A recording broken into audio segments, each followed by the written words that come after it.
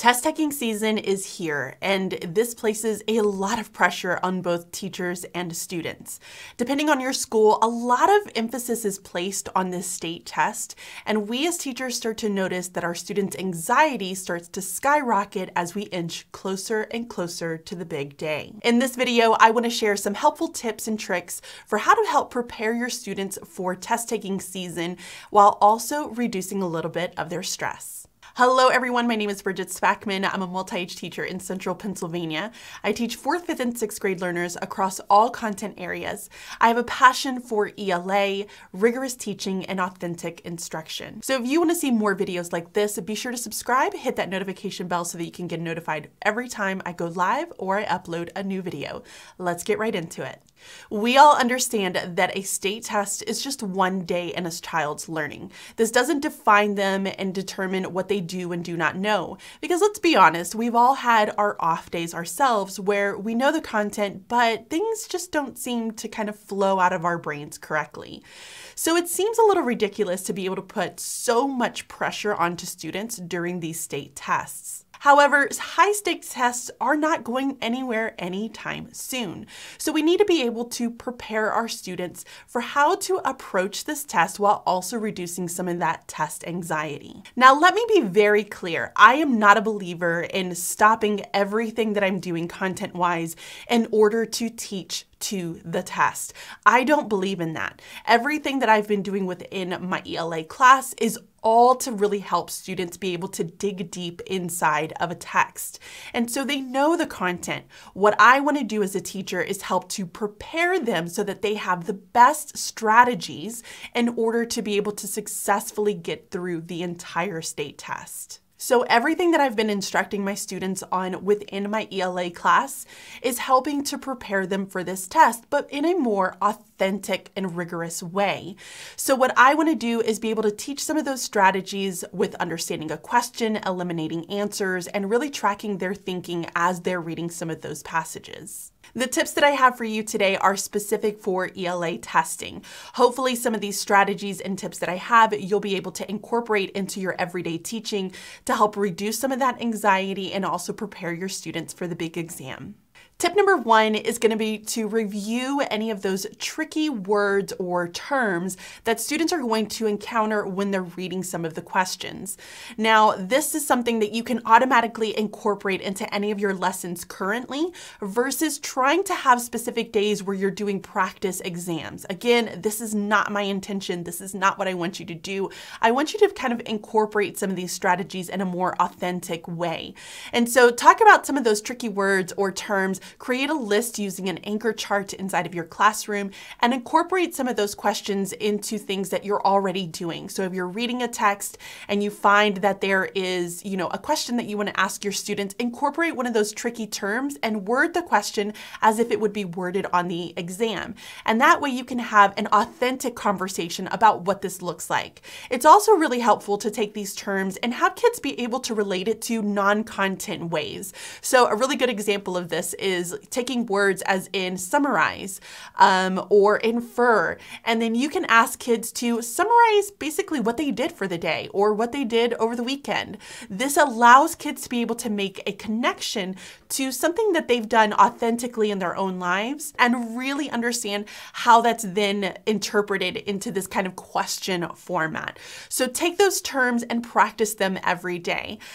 These are just kind of a list of some of the terms that I work on with my own students so that you can kind of see and get an idea of some of those really important words that I focus on as we start getting ourselves prepared for the test. Tip number 2 is going to be to visit your state page for example questions and passages. I believe every state out there has this state page where you can go and download example passages and questions so that the kids can see what the format is going to look like.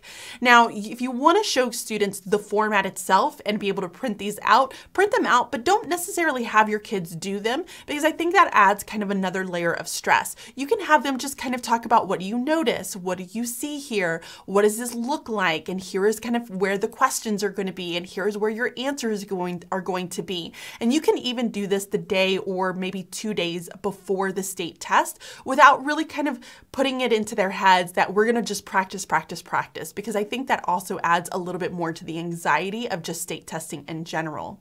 So you can also use these passages and these questions in a more authentic and fun way by incorporating the passages into your readings, having some maybe task cards that students are going to be able to find the answers to, and just making it a little bit more fun so that they're practicing those types of questions, but it's not in that necessarily like dry booklet format that just bores students to death. Tip number 3 is going to be a super easy one, and this is going to be to incorporate some fill in the bubble practice. I know for my students, every single year we have to talk about what does it look like to fill in a bubble. So you can find very simple bubble sheets online. You can get some on TBT. I think there are some free versions out there, but print some of these out, create some task cards, or use task cards that you already have on hand, and allow your students to be able to fill in that bubble for responding to those. And this is just, again, another great way for them to practice on what it looks like. I also like to create an anchor chart for them to see basically what it does and does not look like. So the half shaded super light is not a good idea. The one where the kids are basically scribbling it all in is also not a good idea.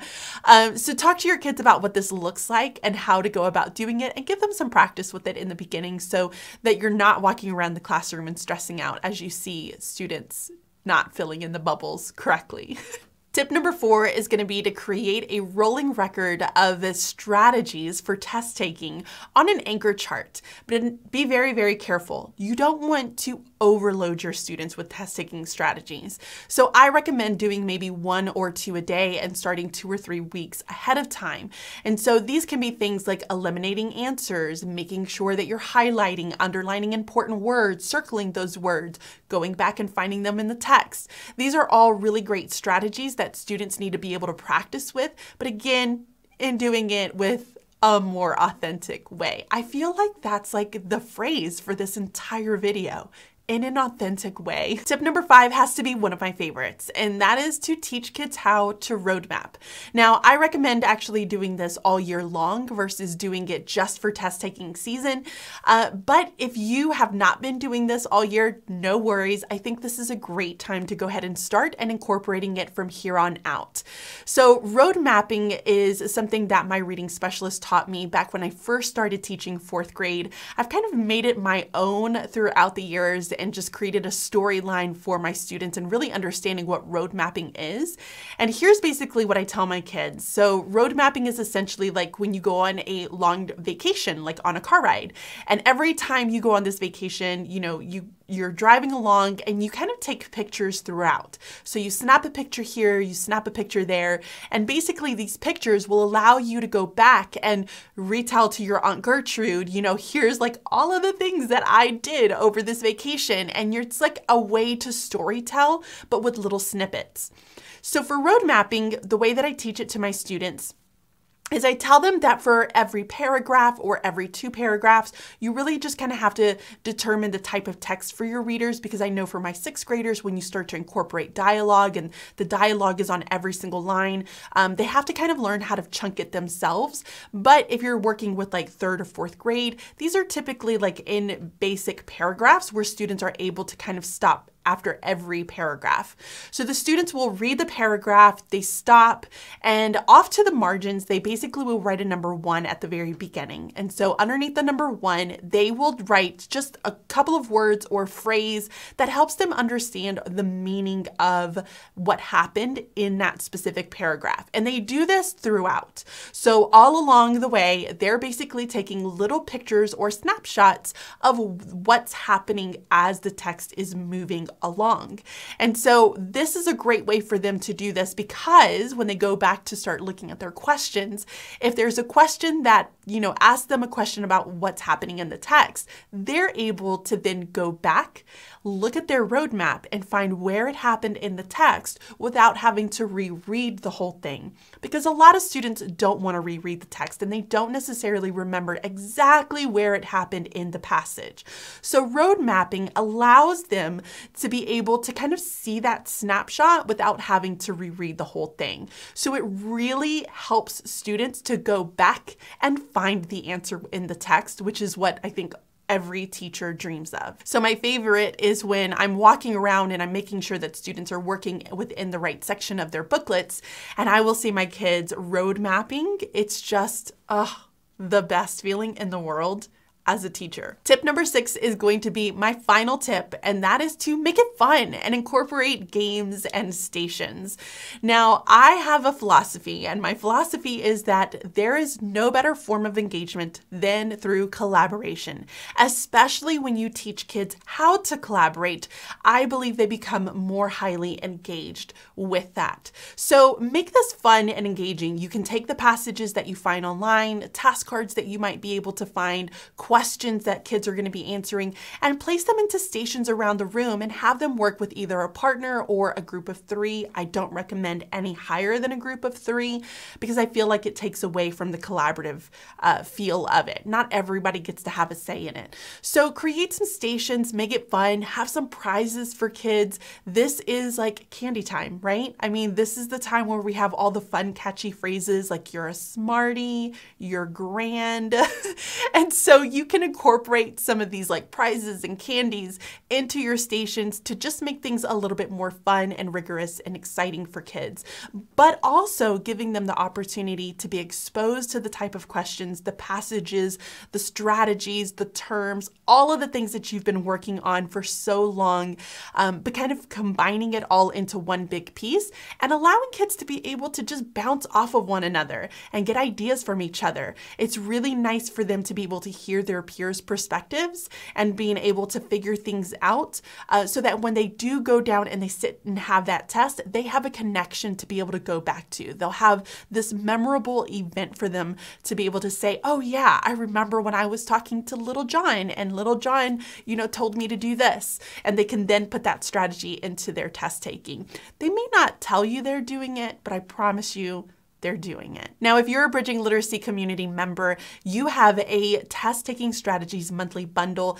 that you are getting for the month of April. Now, this is going to be located within our community, and you can grab all of these items and be able to easily incorporate them into your classroom. You get the 3-4 version and then also the 5-6 version. So if you wanted to kind of mix and mingle some of them to be able to add some customization for your students, you can definitely do some of that.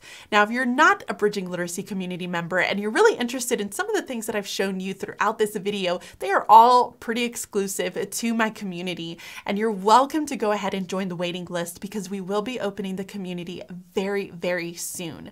We offer so many great tutorial videos with anchors, activities that you can easily incorporate into your classroom, and going back to the theme of the video, it's all authentic. Yes, I said it. It's authentic. So I hope that you guys will consider joining the community. It's for 3rd through 6th grade teachers. You can find the link to that down below. So if you're looking for more tips and tricks and resources for ELA instruction, and I invite you to come and join us within the community. Thank you guys so much for watching this video. Be sure to give it a thumbs up. Go ahead and subscribe if you haven't and hit that notification bell. I will see you all very, very soon. Bye.